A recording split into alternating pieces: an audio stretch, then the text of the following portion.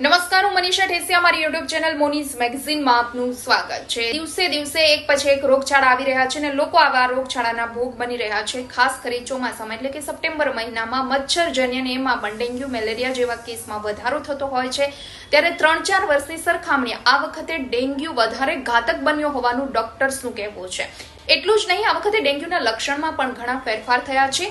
તો વાત કરીએ આ વખતના ઘાતક ડેન્ગ્યુ વિશે। કેવા લક્ષણો જોવા મળી રહ્યા છે, કેવી તકેદારી રાખવી અને ડોક્ટર્સનું આ અંગે શું કહેવું છે। ડેન્ગ્યુના લક્ષણોની વાત કરીએ તો સામાન્ય તાવથી શરૂઆત થતી હોય છે। તાવ આવ્યા બાદ માથું દુખવું અને શરીર દુખવું જેવા લક્ષણો દેખાતા હોય છે। આ વખતે ડેન્ગ્યુના નવા સિમ્પટમ્સ મુજબ 3 થી 5 દિવસ તાવ આવે છે। પેરાસિટામોલ જેવી સામાન્ય દવાથી તાવ નથી ઉતરતો, ત્યારે ડોક્ટરની સલાહ પ્રમાણે દવા લેવી અને પ્રિકોશન લેવું જોઈએ। 3 થી 5 દિવસ સુધી તાવ આવ્યા બાદ પેટ ભારે લાગવું, ઉબકાવવા, અમુક વખત ઉલટી થવી અને લીવર પર સોજો આવવો તે નવા લક્ષણો જોવા મળે છે।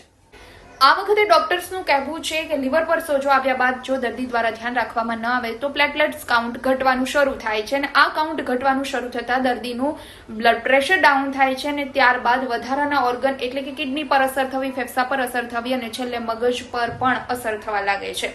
એટલે દર્દીની હાલત વધારે સિરિયસ થઈ જતી હોય છે અને તેને મેડિકલની ભાષામાં મલ્ટી ઓર્ગન ફેલિયર કહેવામાં આવે છે। તો આ વખતે ડેન્ગ્યુની આક્રમકતા ખૂબ વધારે હોવાના કારણે ડોક્ટર્સનું કહેવું છે કે દર્દીને લાંબો સમય સુધી તાવ આવે છે, પ્લેટલેટ્સ કાઉન્ટ ઘટે છે, લીવર પર સોજો આવે છે અને ત્યારબાદ અનેક પ્રોબ્લેમ્સ ક્રિએટ થાય છે। ડોક્ટર્સનું કહેવું એ પણ છે કે આ વખતે ડેન્ગ્યુના દર્દીએ વારંવાર ડોક્ટરને મળતા રહેવું, રિપોર્ટ કરાવી ડોક્ટરના કહ્યા પ્રમાણે દવા લેવી અને વધારેમાં વધારે આરામ કરવો। આ સિવાય 10 થી 15 દિવસ સુધી વધારે લિક્વિડ પીવું, પાણી પીવું, જેનાથી ડેન્ગ્યુની આક્રમકતા ઓછી થઈ શકે છે।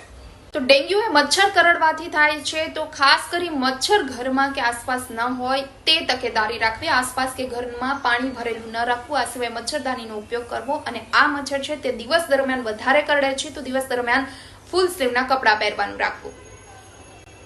તો ડોક્ટર્સનું કહેવું એ પણ છે કે ડેન્ગ્યુએ આ વખતે પોતાની આક્રમકતા વધારી છે અને મૃત્યુઆંકમાં પણ ખૂબ વધારો જોવા મળી રહ્યો છે। તો આ સિવાય આપણી પાસે ડેન્ગ્યુ વાયરસ માટેની કોઈ સ્પેશિયલ દવા નથી કે જેને આગળ વધતો અટકાવી શકાય। જેના માટે એક જ ઉપાય છે કે આપણે આપણી ઇમ્યુનિટી વધારવી જોઈએ। ડેન્ગ્યુની આક્રમકતા વધવાના કારણે જો ઇમ્યુનિટી ઓછી હશે તો લીવર, ફેફસા અને મગજ પર અસર થાય છે। મલ્ટી ઓર્ગન ફેલિયર જેવી શક્યતા વધવાના કારણે મૃત્યુઆંક પણ વધી શકે છે। તો આ સાચા રોગચાળાને પહોંચી વળવા માટે રાજ્યનું આરોગ્ય વિભાગ પણ કામે લાગી ગયું છે, પરંતુ અમુક તકેદારી આપણે ખુદે પણ રાખવી પડશે જેથી આવા ઘાતક વાયરસથી આપણે અને આપણા પરિવારને બચાવી શકીએ। વિડીયો પસંદ આવ્યો હોય તો લાઇક અને શેર કરવાનું ભૂલશો નહીં અને ખાસ ચેનલને સબસ્ક્રાઇબ કરી લેશો। નેક્સ્ટ વિડીયોમાં જલ્દી મળીએ છીએ।